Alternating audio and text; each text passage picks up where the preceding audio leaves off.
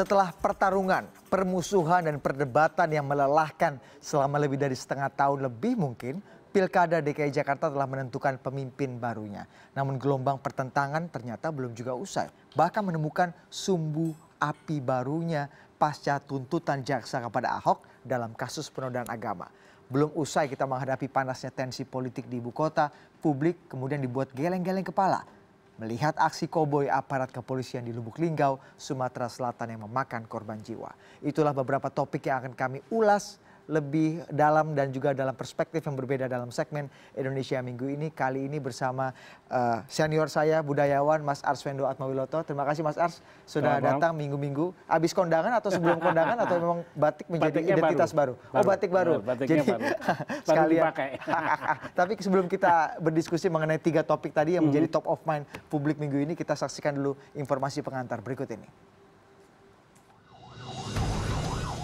Peristiwa penembakan itu terjadi pada hari Selasa kemarin. Ketika itu sekitar pukul 10 pagi, Polres Lubuk Linggau dan Polsek Timur 1 Kota Lubuk Linggau menggelar razia cipta kondisi di depan SMA Negeri 5 Lubuk Linggau di Jalan Fatmawati Soekarno.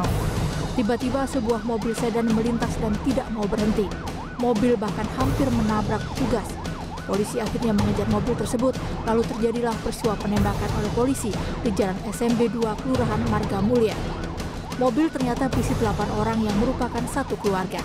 Seorang meninggal dunia akibat luka tembak di dada dan 6 lainnya terluka tembak termasuk seorang balita berusia 3 tahun.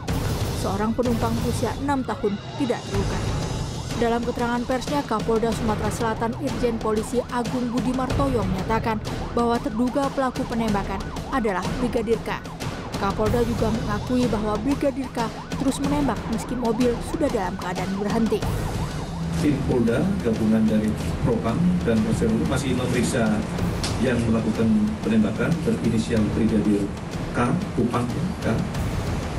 Nanti hasil pemeriksaan itu, kalau memang mengarah ke tersangka maka saya akan proses hukum sampai dengan hukum pidana. Sejauh ini, Tim Propam Polda Sumatera Selatan telah memeriksa 11 saksi termasuk Kapolsek Timur 1 Kota Lubuk Linggau. Sintawati, CNN Indonesia. Saya akan tanya Mas Arswendo, kalau kita nonton film koboi itu kan kita biasanya berdecak kagum ya kan, tepuk tangan, wah hebat banget nih koboinya, keren gitu kan, bisa nembak dari jauh, nembak secara brutal, musuh-musuhnya mati semua. Tapi kalau kita melihat aksi koboi aparat kepolisian beberapa waktu lalu di Lubuk Linggau ini, justru kita miris dan bertanya-tanya, ini apa yang terjadi, apa yang salah sebenarnya? Kalau melihat peristiwa beberapa hari yang lalu Mas Arswendo, dari catatan Anda sebagai jurnalis dan juga budayawan melihat hal ini, apa catatan Anda melihat peristiwa yang membuat kita miris, kaget loh di tengah suasana Pilkada DKI Jakarta kita dapat kabar yang mengejutkan dari Sumatera. Memang ini beritanya ngagetin. Tapi kalau lagi musimnya gitu, jangan-jangan ini lagi musim menyudutkan kriminalisasi pada koboi. Enggak, koboi enggak begitu juga lah. Koboi ini beneran baik. Artinya bukan sifat koboi sifatnya main gasak gitu, pasti enggak lah. Koboi itu justru lebih tertib, disiplin. Lebih tertib. Dia perangnya aja 2, 1 lawan 1. Istilah 2 kan dari mereka ini. Tapi begini, kejadiannya itu pagi kalau nggak salah jam 10 apa jam berapa pagi ada mobil melintas dan begini. Menurut saya ini ada sesuatu yang salah. Salah itu bukan sekedar prosedurnya, karena kalaupun ada begitu pagi, mereka pasti udah tahu kijang melintas, bangsa kode-kodenya mereka lah. Apa beruang kalau gede banget atau apalah. Zaman saya dulu dikawal polisi, kijang menghadap, wah bangsa gitu. Oh, Anda punya ini juga, punya inisial-inisial? Punya inisial. Disebutnya apa, nama binatang atau buah-buahan atau binatang, karena saya termasuk mungkin nggak terlalu liar, jadi kijang apa-apa melintas menghadap dan lain sebagainya. Nah, maksud saya gini, ketika rahasia itu diadakan, kalau misalnya memang ada sesuatu yang diarah, mereka pasti sudah dapat informasi. Ya, nah kalau tidak ada informasi, artinya ya mungkin biasa-biasa aja, atau mereka sedang menunggu sesuatu. Yang saya takutkan tuh gini, ini di ruang inilah, dalam forum ini saya pernah ketika isu PKI itu dimunculkan, saya bertanya-tanya, PKI-nya sendiri kayaknya sudah habis deh, sudah tenggelam. Tapi kalau isu ini termakan kan, ini luar biasa, menjadi bahaya, kurang lebihnya gitu. Sekarang ini pun sama, kalau ini isu ini digemborkan terus, artinya untuk menyudutkan polisi, lah mungkin bahayanya justru di sini. Bisa aja 1-2 polisi yang melakukan kesalahan sangat fatal, dan ini tinggal diakui, dihukum, diproses secara hukum, selesai. Kalau enggak, ini akan luar biasa sekali. Proses polisinya yang disudut-sudutkan dengan ini beritanya dibenturkan lagi, korbannya diangkat lagi, ini bisa... Karena momentumnya berdekatan dengan momentum-momentum lain yang kemudian Anda lihat polisi ini nggak pas bener. Kayak tadi saya bilang, ngapain harus nembak gitu, kira-kira kan gitu. Dan bukan 1 kali tembakan, bukan 2 kali tembakan. Tapi Anda nggak kemudian hipotesa Anda ini pasti sengaja karena suruhan atau bagian dari konspirasi pasti kriminalisasi? Enggak, tapi masalahnya bukan di situnya. Ini di-create sedemikian rupa berita ini, ada materi berita ini, ya, kemudian dikembangkan bahwa polisi salah. Nah. Tapi memang faktanya kan kalau Anda lihat kan elemen-elemen jurnalistiknya sudah terpenuhi semua. Ini semua prominent, ada menewaskan orang, sangat tragis. Ya udah, itu aja diakui, diproses secara hukum secepatnya atau dengan tertib, dengan disiplin yang ada, selesai. Bukan lalu ini nanti ada begini lagi, ini nanti. Karena apa? Karena saya khawatirnya berita tentang polisi yang dipojokkan ini banyak. Kemarin di Jawa Timur juga terjadi hal semacam itu. Mereka gerombolan tertentu menyerang ke arah polisi. Nah, kalau ini dipakai sebagai, pastilah ini, saya lebih suka dugaan ini keliru. Tidak dipakai sebagai untuk ini, ya kita proses sudah bagaimana adanya aja. Secara terbuka dan hasilnya bisa dipertanggungjawabkan. Iya, akan terus menerus dimunculkan. Wih, nggak selesai-selesai dengan korban kayak begitu.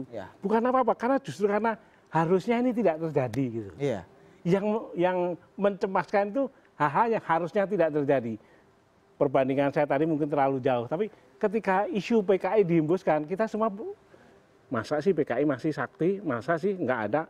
Ada peristiwa juga. Tapi ketakutannya real, ketakutan ini yang dipakai.